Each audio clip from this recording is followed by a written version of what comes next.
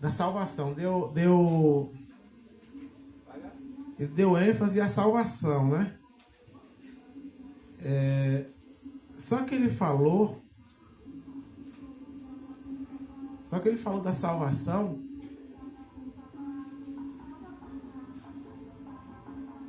Deixa eu colocar ali. Uma coisa que eu quero também chamar a atenção de vocês é que nas orações de vocês não se esqueçam de orar. Vai ter um momento aqui que se todos quiserem, né, vão vir aqui à frente para pedir oração, né, agradecer por alguma coisa e pedir oração, né? Mas esse momento vai chegar ainda, tem muito tempo ainda pela frente. Mas eu quero que vocês não se esqueçam de orar. Eu estou com um sobrinho com um problema sério lá no Pernambuco, né? Aqui em Feira não. Está internado e eu queria que vocês lembrassem dele nas orações de vocês. E não só do meu sobrinho, mas todos, né? O apóstolo Paulo afirma que devemos orar uns pelos outros, né? A oração do justo pode muito os seus efeitos. E pode mesmo, né? Vocês observam ali que nós temos ali a cruz e duas colunas, né? Uma antes da cruz, né? Do meu lado esquerdo, e outra coluna do meu lado direito também, aonde está ali vários temas, digamos assim, né? Salvação, perdão, justificação, vida eterna, santificação e tal. Só que nesse caso ali, mas para poder nós entender realmente o porquê ali salvará e porquê salvará numa coluna antes da cruz e salvos já na coluna depois da cruz, né? São os mesmos temas, porém com um verbo diferente. Verbo passado, verbo futuro, no caso antes da cruz, e verbo presente depois da cruz. Por que a gente tem essa preocupação de dar esses detalhes para vocês? Porque dentro do contexto religioso que a gente vive, a gente percebe que há uma mal compreensão com relação à salvação. Se a gente for analisar, por exemplo, abordar alguém, vocês podem fazer um teste também na casa de vocês, na rua, em qualquer lugar que vocês quiserem. Vocês podem fazer o teste e abordar alguém de uma forma observatória, né? Você pode observar, abordando alguém, você pergunta: você está salvo? Com certeza, a resposta que você vai ouvir é que não está mesmo, né? Essa é a resposta comum. Chega para qualquer pessoa, principalmente no meio religioso, e fala: você está salvo mesmo? E a pessoa vai dar aquela resposta sincera e vai dizer: não, eu estou lutando. Essa é a resposta sincera. Eu creio que essa é a resposta sincera, da mesma resposta que o judeu ele falava para Paulo, né? Você lembra que em Romanos, no capítulo 10, o apóstolo Paulo ele chega a dizer assim, se referindo ao judeu, né? Ele diz assim: olha, eles têm zelo por Deus, o judeu, né? Paulo diz, eles têm zelo por Deus, porém não com entendimento. Eles têm zelo por Deus, porém não com entendimento. Por quê? Porque desconhecem a justiça de Deus e estabelecem a sua própria justiça. Mas eles eram sinceros.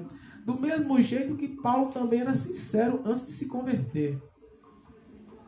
Paulo matou cristão, muita gente. Inclusive a morte de Estevão foi administrada por Paulo. E Paulo fez com sinceridade. Se você abordasse Paulo ali naquela época, perguntasse se aquilo estava certo, ele diria que estava. Matar os cristãos na época era um ato de adoração a Deus. Assim Paulo falou. E isso já foi profetizado também por o próprio Jesus. Ele disse que ia chegar um momento em que muitos iam matar o povo de Deus, achando que com isso estava fazendo culto a Deus. E isso Paulo fez muitas vezes, como muitos também fizeram. Isso quer dizer o quê? Que eles estavam na ignorância. fazia isso por ignorância, achando que estava certo. Do mesmo jeito hoje, se você abordar alguém e perguntar, você está salvo? A pessoa com toda sinceridade vai dizer, não, não estou lutando. Mas será que essa resposta dele, embora ele seja sincero no que fala, será que está certa? Isso é o que a gente tem que analisar, né? Não é julgar a pessoa e nem muito menos condená-la, mas sim analisar o erro que a pessoa está cometendo e fazer tudo para não cair no mesmo erro. Nesse caso ali, nós vamos entender que a obra da cruz, ela já tinha sido arquitetada por Deus antes da eternidade. Para você ter uma ideia, antes de Deus criar o universo, imagine aí. Porque nós costumamos contar o tempo, e isso foi exatamente assim. O tempo passou a ser contado quando Adão pecou. Depois que Adão pecou, foi que o tempo passou a ser contado. Os anos, né? É tanto que de Adão até o Calvário, os anos eram contados de forma regressiva, né? De trás para frente. 10, 9, 8, 7, 6, até chegar no 1, né? Então, de Adão até o Cristo, era contada dessa forma. Do Cristo para frente, para cá, os anos passou a ser contados de forma crescente. 1, 2, 3, tal, até chegar onde nós estamos, 2025, né? Isso nosso calendário, né? Porque o do judeu é outro calendário. Bom, nesse caso aí, a obra do Calvário, ela já tinha sido arquitetada por Deus antes dele criar o universo. A coisa é bem lá atrás mesmo. Para você ter uma ideia, só para você analisar, vamos imaginar que você vai pegar agora, vai criar um peixinho, né? Peixinho de aquário, né? Antes de você comprar o peixinho, o que é que você faz? Você cria o ambiente para ele morar, né? No caso, é o aquário, né? Não é isso mesmo? Deus também fez isso. Antes de Deus criar o universo, as criaturas inteligentes e não inteligentes, ele criou um ambiente para esses seres morar. No caso, seria o aquário, ou seja, a eternidade. Antes de Deus criar os seus seres, ele criou a eternidade, que foi justamente o lugar onde os seres iriam habitar. E Adão foi um deles. Ou seja, Adão foi a criatura de Deus, digamos assim, mais valorizada. É como se você fizesse o bolo, em cima do bolo você colocasse a cereja, né? Todo mundo, a visão é a cereja, né? O bolo é bonito, é gostoso, mas a cereja é aquele que todo mundo vê. Adão era isso, era a coroa da criação de Deus.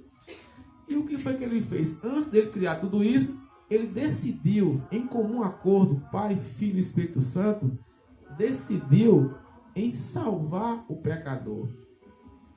Deus já havia decidido em salvar o pecador antes de criar a eternidade. Antes de criar a eternidade, Deus, o Pai, o Filho e o Espírito Santo, em comum acordo, decidiu salvar o pecador antes de criar a eternidade. Pronto, decidiu, sentaram-se à mesa, digamos assim, né? Sentaram-se à mesa, entraram em conversa, planejaram a criação do universo, e nessa criação aí, ele já viu tudo que ia acontecer. Tudo que ia acontecer, Deus, na sua infinita visão, já tinha visto o que iria acontecer. Antes de Deus criar o universo, antes de Deus criar a eternidade, ele viu nós aqui, não viu? Viu. Pegando o conceito de Deus como um ser que vê todas as coisas, né? Antes que ela venha acontecer, então ele viu nós aqui. Aí o que foi que aconteceu? Fez-se o plano da redenção e agora criou-se todas as coisas. Criou-se o homem. O homem peca. Tudo isso Deus já tinha visto. O homem pecou. Quando ele fez o homem, você lembra que ele diz assim, façamos o homem a nossa imagem e semelhança. Fizeram o homem. E quando o homem peca, qual foi a decisão de Deus? Agora vamos salvar o homem. Ou seja, aquele plano de salvação que nós elaboramos lá na eternidade, vamos botar ele em prática agora, porque o homem pecou como nós prevemos. E aí chama Adão e anuncia para Adão. Anuncia para Adão pela primeira vez uma criatura de Deus, no caso Adão, ficou sabendo do plano da redenção. Pela primeira vez. Chamou Adão, mostrou para ele todas as consequências do pecado e também mostrou para ele também o que iria acontecer com relação à salvação, à redenção. E de Adão até o Cristo passou-se cerca de 5.000 anos.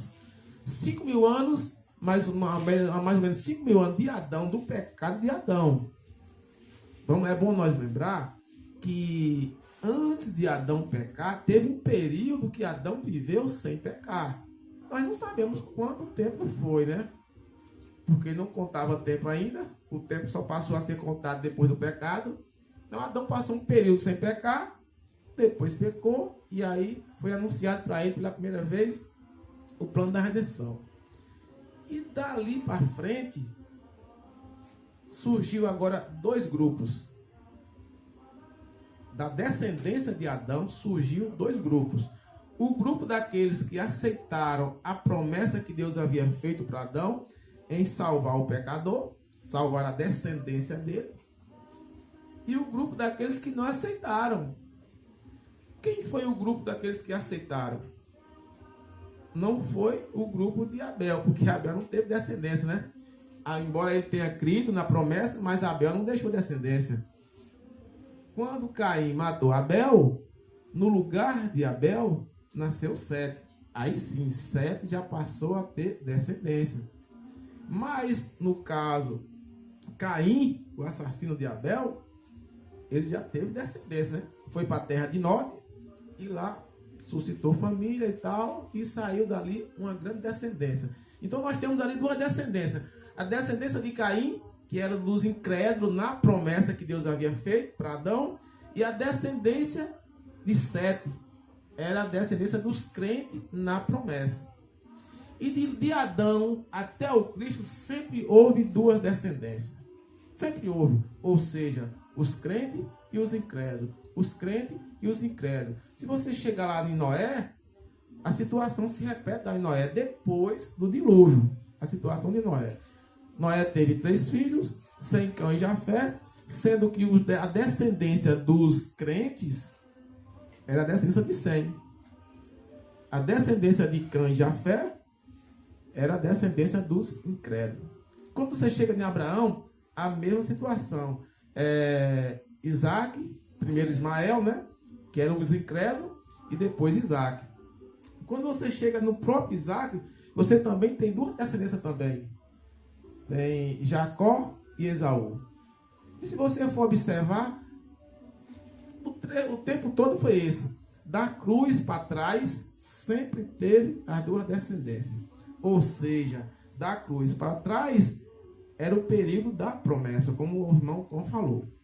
Bom, e a promessa foi passando, foi acontecendo. E Deus levantando pessoas, sempre Deus levantou homens e mulheres que deram essa mensagem a todos. Ou seja, a mensagem da promessa de que Deus haveria de se manifestar um dia na pessoa do seu filho para salvar o pecador, como ele prometeu lá em Adão.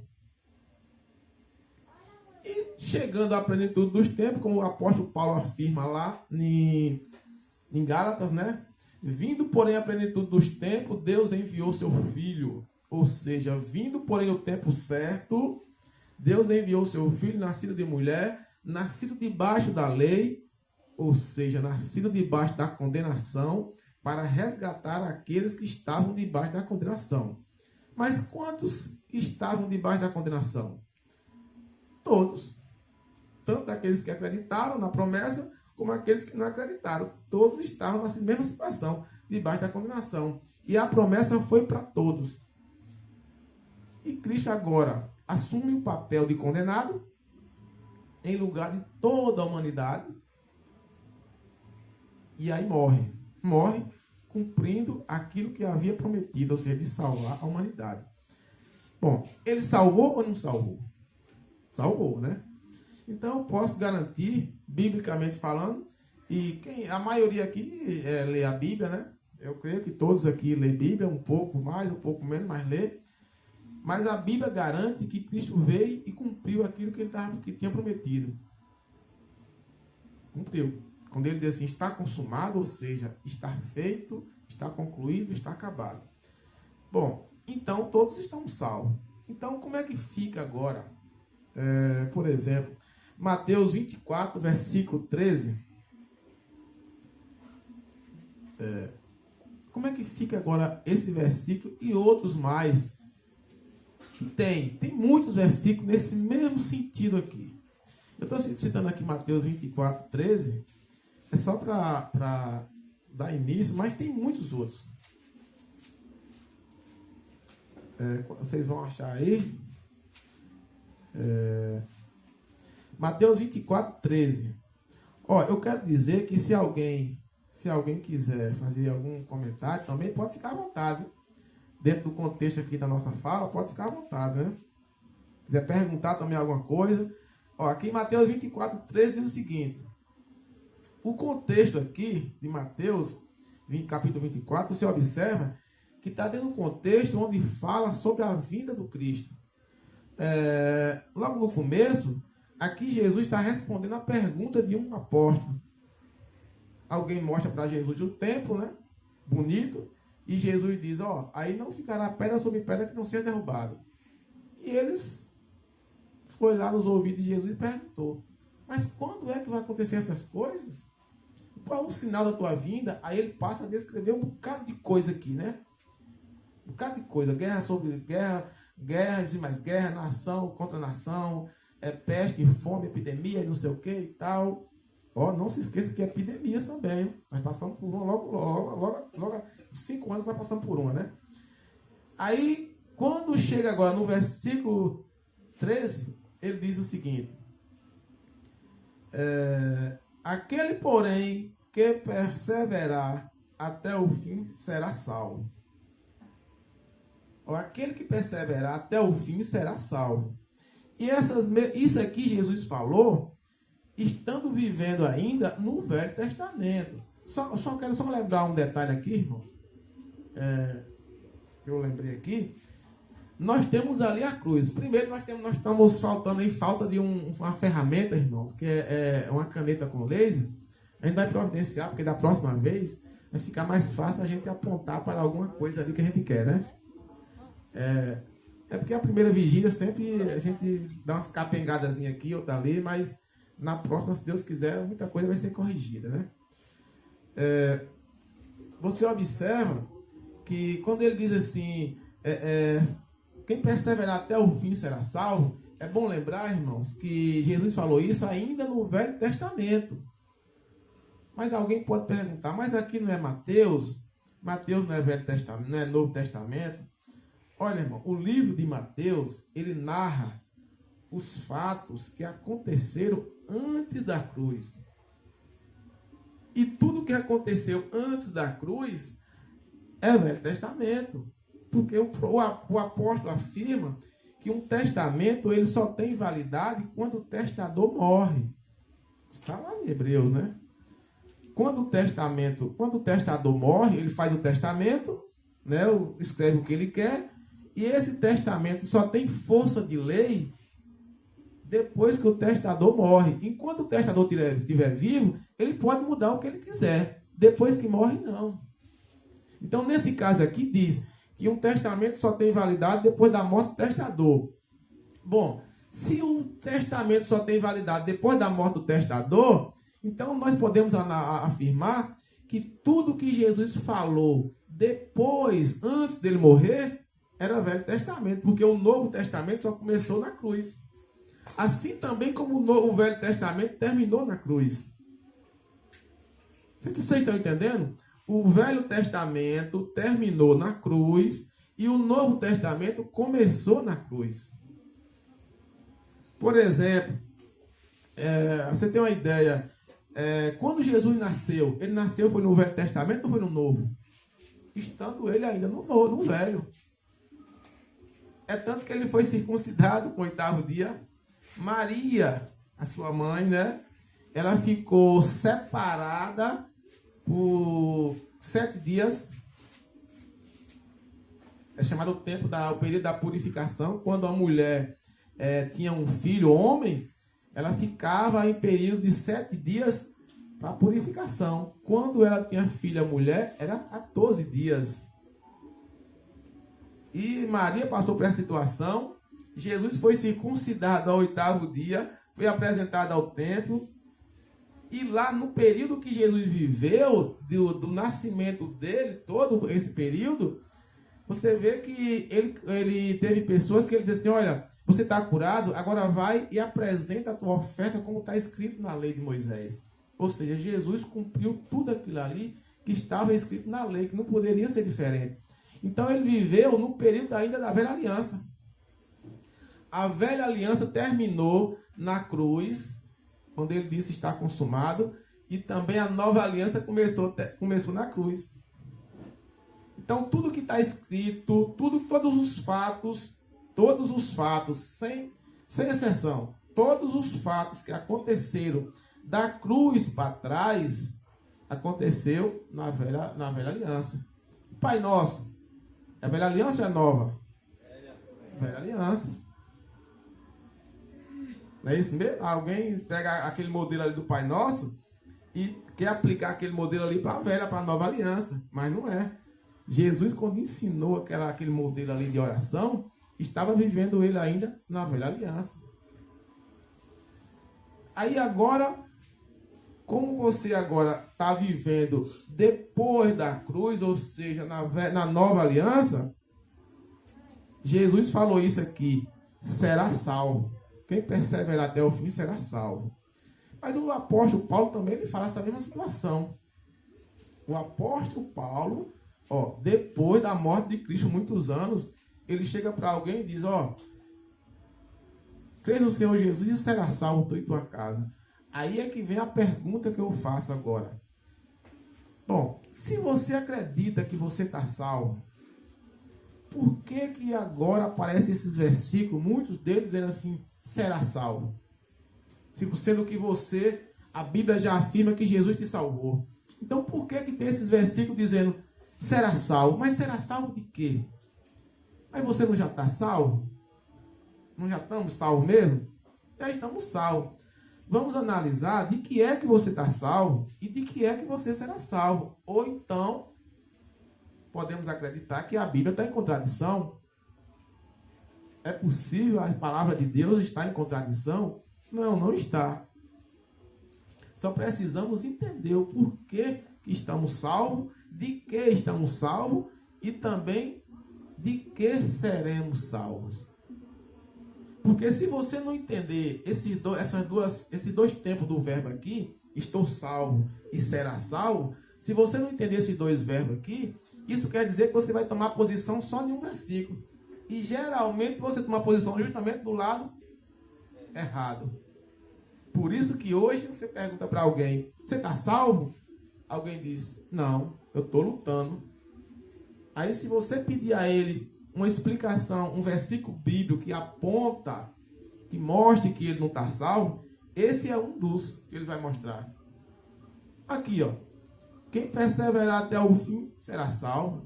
Mas está certo, o versículo está certo. O seu entendimento está errado. Você está salvo, meu irmão? Não, eu estou lutando. Estou perseverando. Estou perseverando. Está perseverando. O entendimento em cima daquele versículo que ele aponta para afirmar que ele não está salvo é que está errado. Não é o versículo, não. Mas será salvo de quê?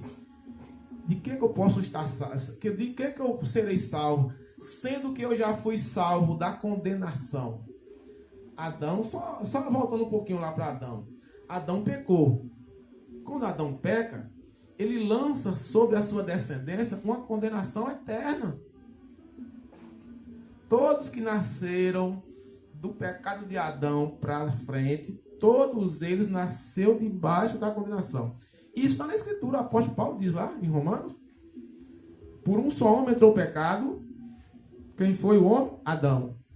Por um só homem entrou o pecado, e por o pecado veio a condenação para todos os homens. porque todos pecaram. Em pecado eu nasci e em pecado me concebeu minha mãe. Assim fala Davi, né? O apóstolo Paulo também afirma: o bem que eu quero fazer eu não faço, o mal que eu não quero isso eu faço. O pecado habita em mim. Paulo concorda com Davi. Então, o que foi que aconteceu?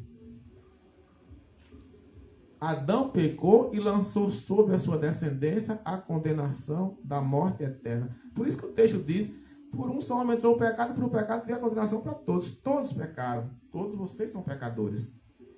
Se você for se espelhar em Adão, você não tem outra coisa a não ser a condenação. Porque foi isso, essa foi a herança que ele deixou para todos. Imagine aí. Imagine aí você... Não sei se você já assistiu, tem um filme bem antigo que dizia A Herança Maldita. Então, a herança maldita que o nosso pai Adão deixou para nós foi a condenação eterna. É como se Adão chegasse, vamos imaginar, que Adão, antes de morrer, fosse fazer um testamento e colocasse no testamento o nome de cada um de vocês aí. Cada um de nós. Meu filho fulano, fulano, fulano, ciclano. E a herança que vai deixar para ele? Morte, condenação. Digamos que ele fosse lá no cartório do inferno lá, só para vocês entenderem, né? Que literalmente isso não aconteceu. Mas vamos imaginar que ele fosse no cartório lá do inferno e o tabelião lá elaborasse um testamento no qual todos vocês estavam participando desse testamento, mas com direito à morte eterna. Isso foi o que ele fez. Aí Cristo agora aparece na história, como estava prometido, e agora vai até uma instância superior, porque uma ordem judicial, ela só pode ser revogada por uma autoridade superior, não é isso? Não pode ser revogada por uma autoridade inferior àquela que deu. Então, Adão, digamos que Adão foi no cartório celestial, deixou para vocês uma herança maldita e bateu o carimbo e pronto, tá? Vocês estão realmente condenados à morte eterna por causa da herança de Adão. Mas agora o Cristo aparece na história como estava prometido e foi numa instância superior, né? Num cartório superior a do inferno, e elaborou outro testamento. Anulou aquele que Adão deixou para vocês. Qual foi o cartório que Cristo foi? O cartório celestial. Tem alguma instância superior a ele? Não tem. Então é como Cristo foi lá no cartório celestial e elaborou um testamento. Primeiro anulou aquele que Adão fez para você. Aquela herança que Adão deixou para vocês, para nós, foi anulada. E ele fez outro testamento. Testamento esse que você também estava incluído como herdeiro. Herdeiro de quê? Da vida eterna. O salário do pecado é a morte. Esse era o seu salário que cada um deixou para você como direito seu. Mas o dom gratuito de Deus é o que? A vida eterna. Essa foi a herança que Jesus deixou para você no testamento que ele fez. Pronto. Isso aí foi resolvido na cruz. Você não é mais herdeiro de Adão. Você é herdeiro agora de Cristo. Agora você tem uma herança. Ou seja, você foi salvo, perdoado, justificado, reconciliado e você tem a vida eterna. Essa foi a herança. Essa é a herança que Jesus deixou para vocês, para nós. Mas e por que está o versículo aqui, será salvo? Sendo que você já foi salvo de toda essa condenação que Adão havia deixado. Porque o texto está escrito: crê no Senhor Jesus e será salvo tu e tua casa. Aquele que perseverar até o fim será salvo. Mas salvo de quê? Sendo que eu já estou salvo? Bom, no livro de Romanos, o apóstolo Paulo, ele chega a dizer, quem mais escreve sobre isso é Paulo, porque quem tem mais carta no Novo Testamento é Paulo. O apóstolo Paulo, no livro de Romanos, no capítulo 5, e no versículo 9, o apóstolo Paulo, ele chega a dizer ali, mas está bem claro ali, de que salvação é essa que você vai ser beneficiado? Que salvação é essa que você será beneficiado? Porque o texto diz aqui, ó, aquele que perseverar até o fim será salvo. Mas perseverar em quê? Essa é uma pergunta. E salvo de quê? Bom, é claro que a Bíblia diz que o justo viverá pela fé.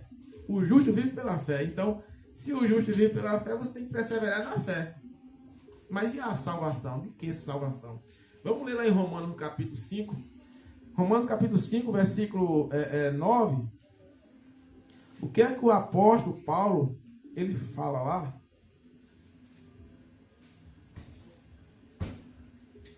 Romanos capítulo 5, versículo 9.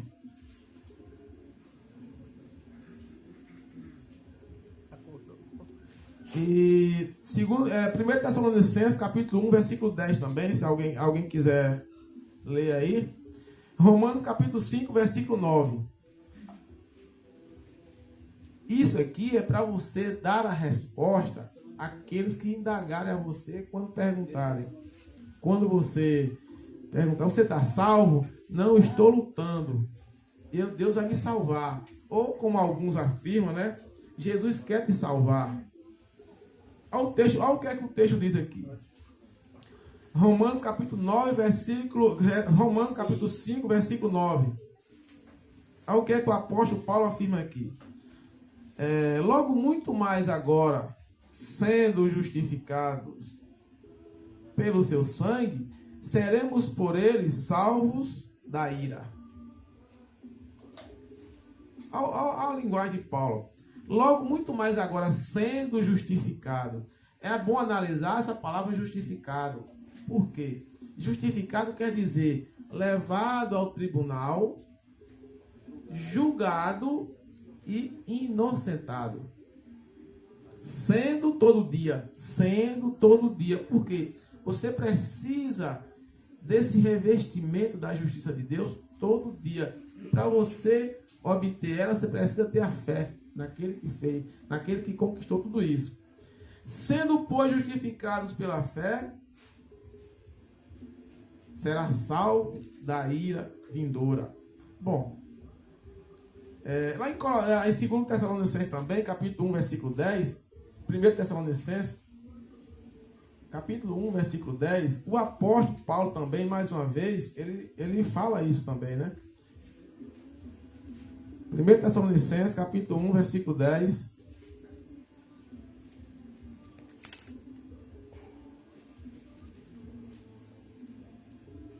Olha o que é que o apóstolo Paulo também afirma aqui, né? Mesma linguagem. Olha o que ele diz. Acho que vocês já acharam, né? Eu espero vocês procurarem aí.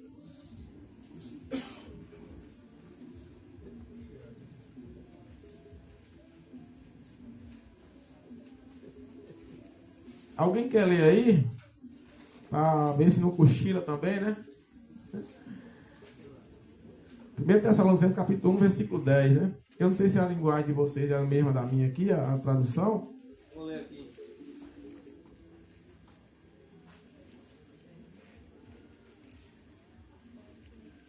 Todo mundo achou?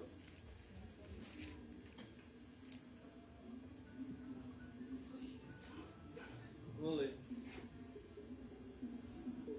E para guardardes dos céus o seu Filho, a quem ele ressuscitou dentre os mortos, Jesus, que nos livra da ira vindoura. Então, tá vendo aí? Aqui o contexto aqui está falando da vinda de Cristo. Ou seja, Cristo vai vir e quando ele vir vai livrar alguém da ira vindoura. Nesse caso é quem? Aqueles que acreditaram na obra que foi realizada no Calvário por todos. Lembre-se que tem duas descendências, os que creem na promessa e os que não creram. Os que creem na realidade da promessa, ou seja, na promessa que se cumpriu, e aqueles que não creram. Nós, graças a Deus, estamos inseridos no grupo daqueles que creem que a promessa se cumpriu e que o efeito dessa promessa cumprida foi a garantia da salvação para todos nós. Nós estamos salvos. Então, quando Cristo se manifestar, essas pessoas que não acreditaram nessa promessa aí, elas serão atingidas pela ira de Deus. Que é justamente o grupo dos incrédulos. Mas aqui em 2 Tessalonicenses, só ler só mais um versículo aqui. Em 2 Tessalonicenses, no primeiro capítulo também, já no 2 Tessalonicenses, o apóstolo Paulo também, dentro do mesmo contexto da vinda de Cristo, ele faz uma explicação também. Segundo Tessalonicenses, algumas páginas na frente aí do que você já leu. Segundo Tessalonicenses, capítulo 1, versículo... Vamos ler do versículo 6, para não ler o contexto todo, embora seja pequeno, mas vamos ler só do versículo 6 em diante. Aqui diz o seguinte, né? Segundo Tessalonicenses, capítulo 1, versículo 6 em diante. Olha o que é que ele diz. Todo mundo achou? Aí diz o seguinte: se de fato é justo para com Deus, se de fato é justo para com Deus, se de fato é justo para com Deus, que ele dê em paga tribulação aos que vos atribulam, e a vós outros que sois atribulados, alívio juntamente conosco, quando do céu se manifestar o Senhor Jesus, com os anjos do seu poder, em chama de fogo, tomando vingança contra os que não conhecem a Deus e contra os que não obedecem ao Evangelho de nosso Senhor Jesus Cristo, né? Esses sofrerão penalidade de eterna destruição, banido da face do Senhor e da glória do seu poder para sempre. Isso aqui deixa claro o seguinte, que quando Cristo se manifestar, ele vem irado. Irado contra quem? Contra aqueles que não conhecem a Deus, não o reconhecem como Deus e não obedecem o seu evangelho. Esses tais sofrerão penalidade de eterna destruição, banido da face do Senhor para todo sempre. Quem são esses? Aquele grupo, aquela descendência que não aceitou a obra do Cristo. Então, quanto que a você e a mim, que Deus assim permaneça nós nessa caminhada, quanto a nós seremos salvos da ira. Então, quando a Bíblia diz, crê no Senhor Jesus e será salvo, aquele que perseverar até o fim será salvo de quê? Será salvo da ira. Porque salvo da condenação eterna você já está. Perdoado você já está. O problema agora é se você aceita esse perdão que Deus lhe deu. Se você aceita, se você assume a salvação, se você assume a posição de salvo que Deus lhe vê como salvo. Deus lhe enxerga como salvo. O versículo 10 diz, né? O versículo 10 aí, o capítulo 10, o versículo 10 diz. Diz isso mesmo. A época eu não quis ler o contexto todo, né? Mais do contexto. Mas se quer ler aí, pode ler. Quando vier para ser glorificado, nós, seus santos, e para se fazer admirável naquele dia em todos os que creem. Os seus santos aí pode ser chamado seus salvos, né? Esses mesmo. Porque aqui já coloca dois grupos. O grupo daqueles que não creem no Evangelho e o grupo dos santos, que é justamente aqueles que acreditaram. Então, a partir de hoje, se alguém aqui for abordado e perguntado se você está salvo, afirme que está mesmo. Porque o Cristo lhe dá a garantia pela palavra escrita que você está salvo. Não afirme que você está lutando para ser salvo. Porque se você lutasse para ser salvo e conseguisse, Davi tinha conseguido, o apóstolo Paulo tinha conseguido, né? Ou seja, todos que viveram antes de nós, muito mais obedientes a Deus do que nós, tinham conseguido. E eles não conseguiram. E por que você quer conseguir, está lutando para conseguir? Você não vai conseguir. É melhor você aceitar aquilo que Jesus já fez. É mais fácil. E permanecer no caminho da salvação, no caminho crente na salvação. Porque a própria Escritura diz que você foi salvo de graça. De graça sois salvo, de graça. Quando diz de graça, irmão, está dizendo o seguinte: você não fez nada. Sem nenhum esforço humano. Ainda diz o texto seguinte, diz: não por obras para que ninguém se glorie. Porque se você afirma que você está lutando para ser salvo, inconscientemente, sem entendimento, você está dizendo que pelas suas obras, pela sua obediência, pelo seu esforço, você vai conseguir uma coisa que ninguém antes de você conseguiu. Só o Cristo conseguiu com você.